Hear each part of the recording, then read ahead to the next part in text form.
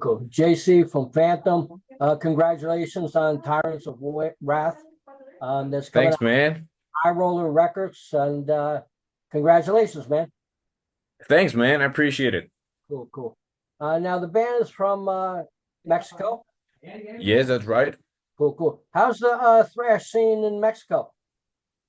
Very well. I'd say it's doing very well currently because it got very active again, and it's currently having a lot of boom and like a lot of bands emerging here and there. So I'd say it's healthy. Cool, cool. I actually think Mexico might be the leading country in thrash right now. You know? For real. Yeah, I think so. Because a lot of stuff I get in the mail from emails and stuff are bands from Mexico, and I think you guys are leading the way. You know, Hey, thanks, man. cool, cool, cool. Now, being compared to bands like old school Exodus and Destruction, does that blow your mind, or are you happy about that? Yeah, of course I'm happy, man. They're like my big influences and stuff. So we're trying to do this like nostalgia thing with bringing that kind of sound from the early 80s, the golden age back. Not really like all back because there's been bands from the 2000s and 2010s and stuff doing it, but like it's just what we like and we're trying to play that because we like it. And if people like it, well, very cool.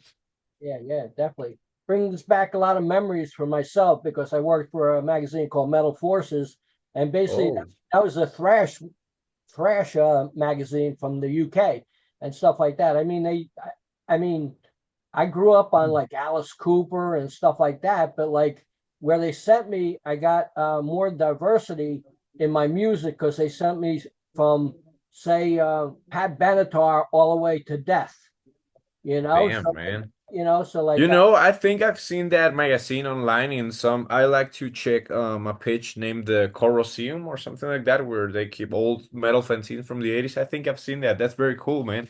Yeah, yeah. I bands I photographed was Exodus, Death, Metallica, Dark Angel, and the list keeps Insane. on going on and stuff like that. And that when I listened to your new album, it really brought me back to that time, in the earlier days, the sound compared to what I hear now, like Metallica completely changed to like pop music, you know, Yeah, bro, that fucking sucks. right? Right. I But mean, yeah, man, that's insane, dude. Hell yeah. cool, cool, cool. Now You're an OG. your first demo came out in 2022, Hellspeed Death, a demo part one. Can you tell me anything about that?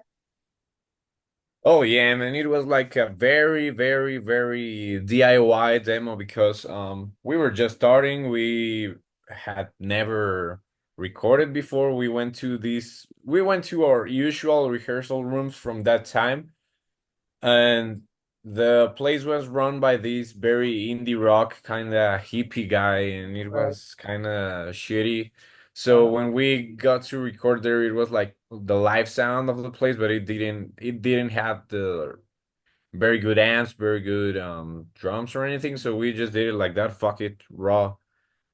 We went just ahead and recorded I think it was like 9 songs, no, or less than that. I don't know. I forgot, but we released half, which is like the first part, and right, then the complete thing. People usually take it like it's two demos, but it's in reality just one divided in two parts, which we right, yeah. released at different times.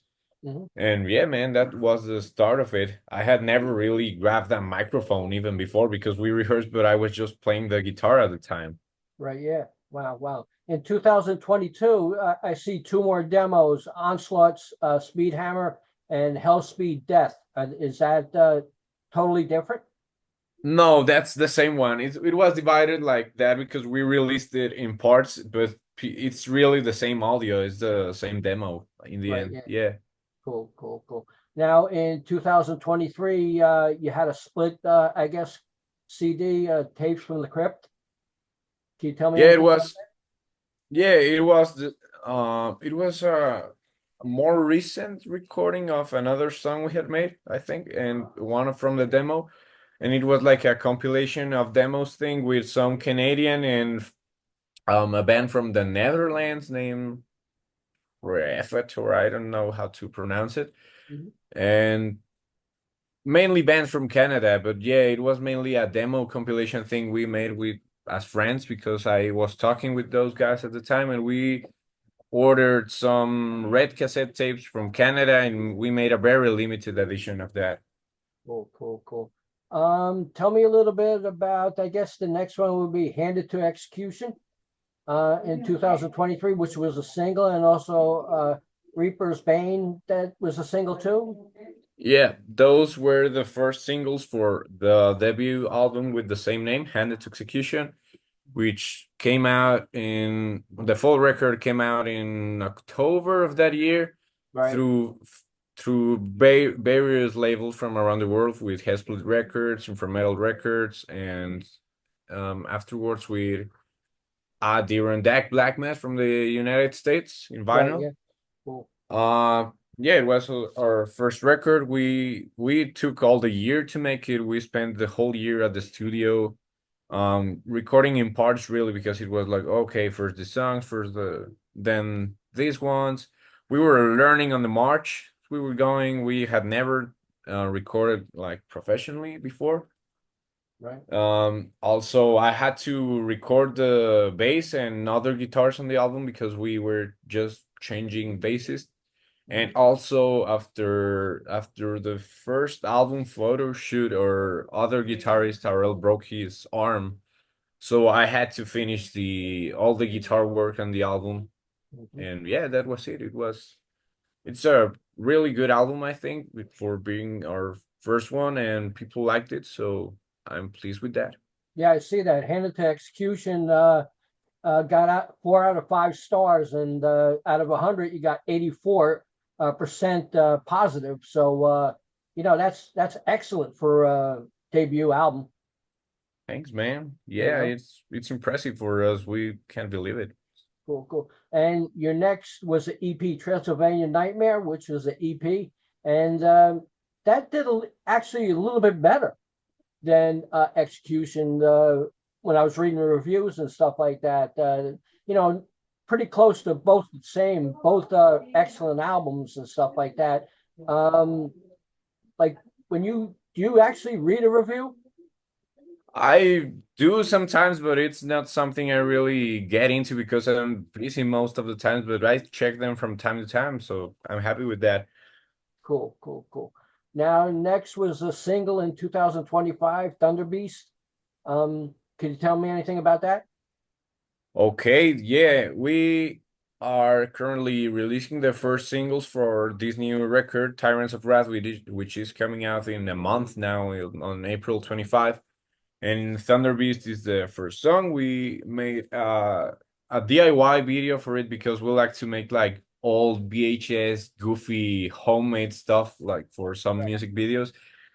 Some more other more professional ones to come later on, but for now we like to make this DIY type thing.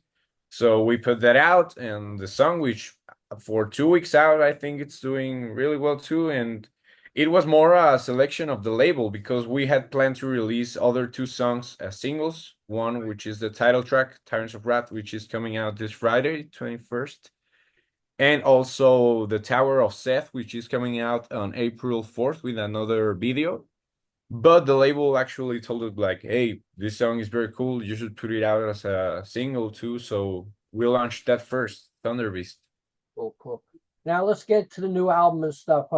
Track number one was Poltergeist, which was an instrumental.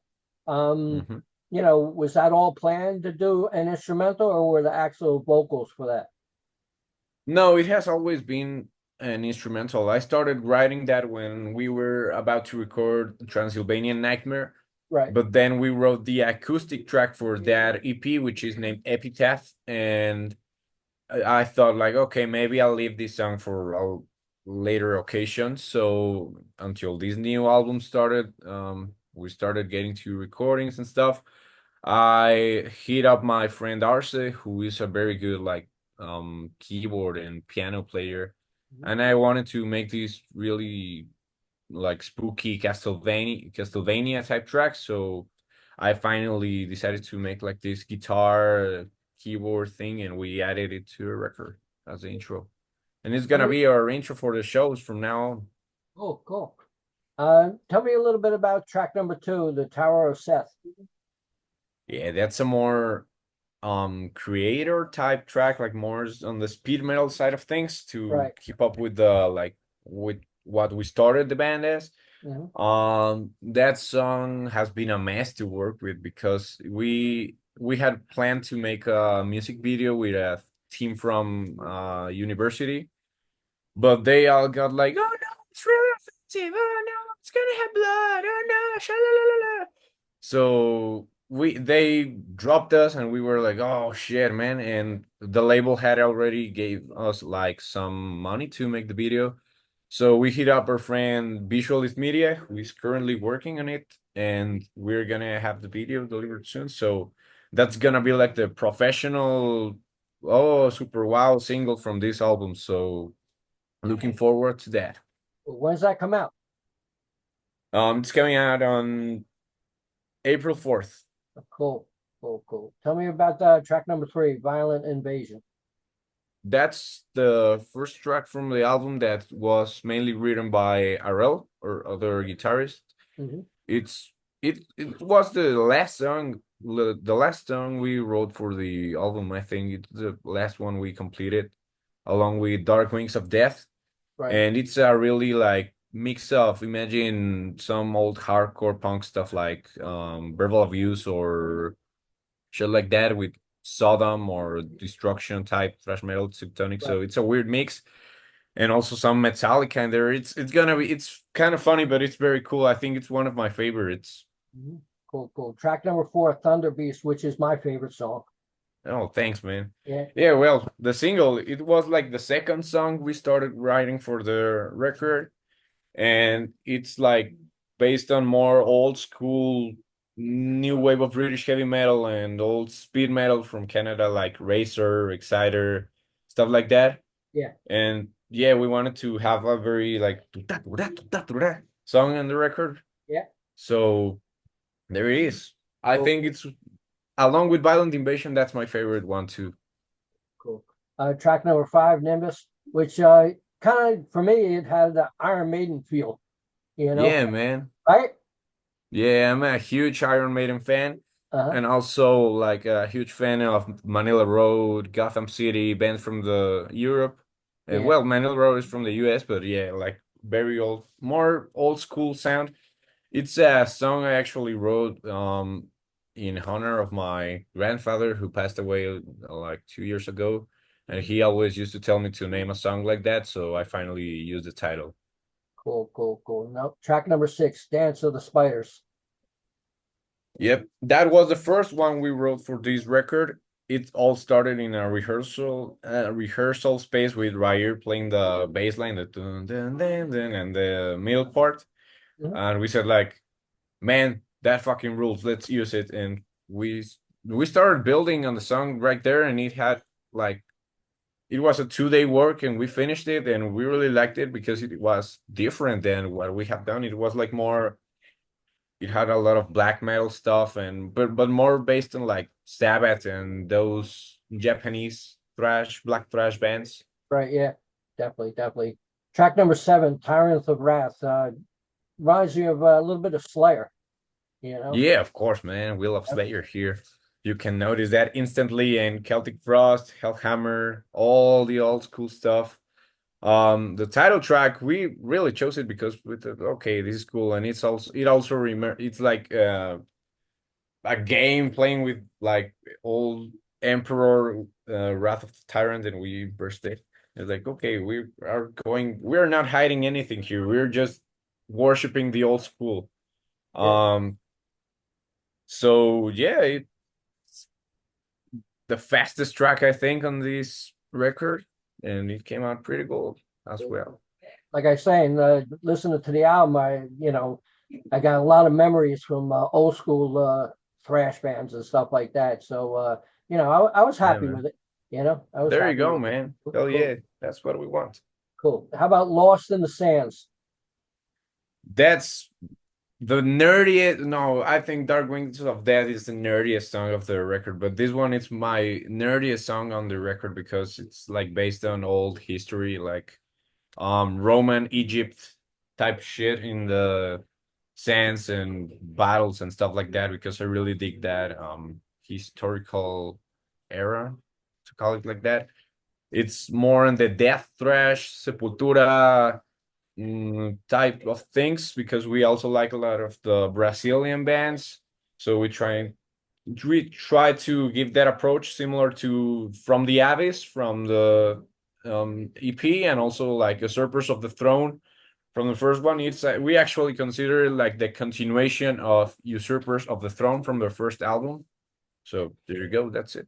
We'll go to the next Norco Opus 666, another instrumental. Yep, that one was completely by my friend Arce. When I called him back in like August, I told him like, "Hey man, we really want you on this record because we know you're a great piano player. We have this whole Castlevania, old school horror, vampires that type vibe. So go ahead, man. I dare you to write something, and we'll add it. It will be cool. You'll be in a record. Would you like to participate?" And he went ahead and wrote that, and it's all his it rules. I think it's like kind of out of place because you expect like full Yeah, on guitars, and then you stop out of nowhere and it's yeah, so it's funny, but it's cool, I think. yeah. Because in the beginning, when I was listening to that, I was thinking about King Diamond, and Yeah, man. stuff like that, and then all of a sudden it changes completely to like, Yeah, super Scooby Doo. yeah, very cool, very cool. Tell me about track number 10. Oh, Nazgul. That was the second or first. I think Dance of the Spiders was the second, and this one was the first song we Right, started writing for this. It's more in the this album is a roller coaster, man. definitely. Like it goes from this in Hmm. genres and mixing stuff. We try to go without that. This one is more on the death thrash type of side things again, and kind of first wave black metal. We like a lot Merciless, Morbid, stuff like that. The Right. Swedish shit. Hmm. So yep, that was it. Based on Lord of the Rings, the Nazgul, the black mask guys that are chasing the hobbits and shit. Cool, cool, cool. And the last track, Dark Wings of Death. Tell me a little bit about that last track. Okay, now the more swords and darkery song of the album, the nerdiest one.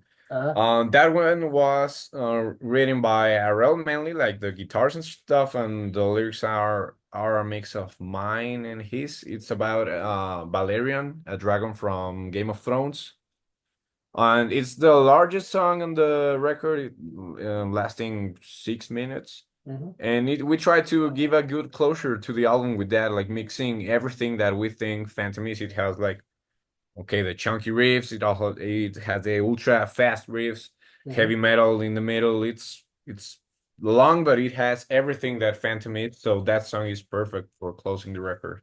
Cool, cool. Now, do you have any shows coming up you like to talk about? Oh yeah, man, we have a lot of shows. Um, First of all, here in Mexico, we have the presentation of the record in our home city, Guadalajara. Hmm. Afterwards, in the capital in May. And then jumping over to September, we go on our first Euro tour, starting September 26th in Nuremberg, Germany. Hmm. We'll be playing a lot of gigs from September to October in places like Belgium, Germany, Czech Republic. I don't know how to pronounce Yeah, that. you got it. Um, Slovakia, Slovenia. We'll be playing some big festivals as well as Keep It True Uh, Rising, cool. which I think it's like the last one of the Rising editions in Germany, the last Keep It True Rising, because they are going like to close the venue or something. Right. Also, Thrash Nightmare with a lot of good bands like Hellbutcher, Darkness, uh, Vulture, stuff like that. And also the Full Metal Holiday Festival in Mallorca in Spain, which I think it's owned by Wacken or something like that. It's Wow. gonna be very cool. Yeah, definitely, definitely. since you only started in 2021, you guys moved up pretty quick in the ranks. I mean, like, you know, for only what 4 years together, and you're touring the world. Yeah, man, that's insane even for us. Like we started, I wouldn't even say 4 years, man, because 4 years ago I was just like drawing the little mascot Wilbur in my place, but it was the pandemic. We couldn't rehearse. Right. But we really started getting together around January of 2022. Hmm. And that's when we really started and we started writing the songs and the demos and stuff. So yeah, it's been very fucking quick from then to now, and it's surprising even for us. I think we haven't even fully processed it yet. Right. Yeah. Cool. Cool. You got any merchandise you like to talk about where people could pick it up? Oh, sure, man. We are, well, you can first of all pre-order the new album now on the High Roller Records webpage, along with some cool t-shirts and all the variants like the vinyl colors and special editions, cassettes, CD, etc. And also you can find like our other merch in our Bandcamp page, which is just Phantom Band GDL slash merch. And yeah, we usually have that link in our Instagram page, which is Phantom underscore Speed. Cool. Cool. How did you get the signed by High Roller? It was fairly random, to be honest, because I was out of town with my Uh-huh. girlfriend and I received an email and it was like, hey man, we listened to the EP. We really like it. Would you like to join the label? Uh-huh. And of course I said yes immediately. It was fairly out of nowhere, but we of course accepted the offer. It looked really good and it's been fairly good for us. They have been helping us out a lot, so we're very happy with their treatment and with the label and everything they have been doing for us. It's really been a good cooperation. Cool. Cool. Any chance of U.S. states? Oh yeah, man. We just got the news yesterday, but it's not confirmed yet. I'm just like saying it for the first time here. We just got invited to Health Heroes next year Cool. in Texas, in Houston. Uh-huh. I'm not sure how it's gonna happen. Also, we got invited for a festival in August of this year with Cancer and Vicious Rumors in Oh, Milwaukee, I think. wow. But Yeah. not sure if we're gonna be able to make it there because we're currently working a lot on the European stuff, and also our other guitarist needs to get a visa out. Oh, yeah. Yeah. Yeah. Yeah. Wow. Wow. Wow. So what are your hopes for this album once it's released? Oh man, I'm not sure. I hope it goes really well. Of course, like we record and it's more for ourselves than anything. Like if we like it and we're satisfied with the work, which we absolutely are. But with the audience, I hope they like it. They will. I don't know what. I'm not sure, man. Like only time will tell. It's 1 month away from releasing, so we'll see in 1 month. Cool. Cool. You enjoy making videos? Yeah, man, I like making the music videos, especially the very goofy ones. It's Uh, fun. cool. Cool. I enjoyed the latest one was really cool. It looks like independently done, but like it's so cool.